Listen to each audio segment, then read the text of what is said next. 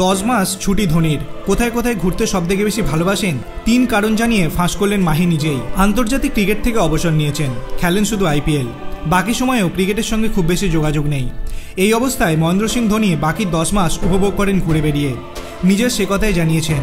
3টি কারণ দেখিয়ে খোলসা করেছেন তার প্রিয় গন্তব্য।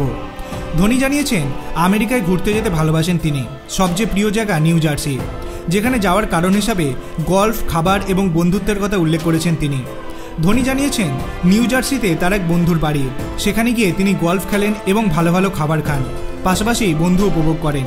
সিএসকের একটি অনুষ্ঠানে হাজির হয়ে ধোনি বলেছেন, ওখানে গেলে খুব একটা অন্য কাজ করি না, সির্ফ গল্ফ খেলি। ওখানে আমার বন্ধুর বাড়ি রয়েছে, সেখান থেকে 2.5 মিনিট দূরে গল্ফ কোর্স রয়েছে। এক সঞ্চালক তাকে মজা করে জিজ্ঞাসা করেন, সেই বন্ধুটি কে? ধোনিও হাসতে হাসতে জবাব দেন, ও তো আমার বন্ধু। খুব বেশি মানুষ ওর কথা জানে না।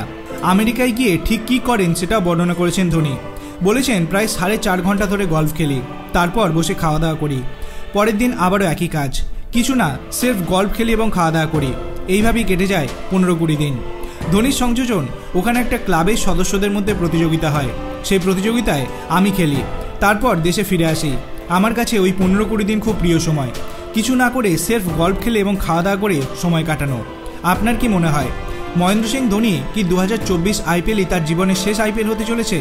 আপনার অভিমত আপনি কমেন্ট সেকশনে জানাতে পারেন। ভিডিওটি ভালো লাগলে লাইক করবেন, চ্যানেলটিকে সাবস্ক্রাইব করতে ভুলবেন না। ধন্যবাদ।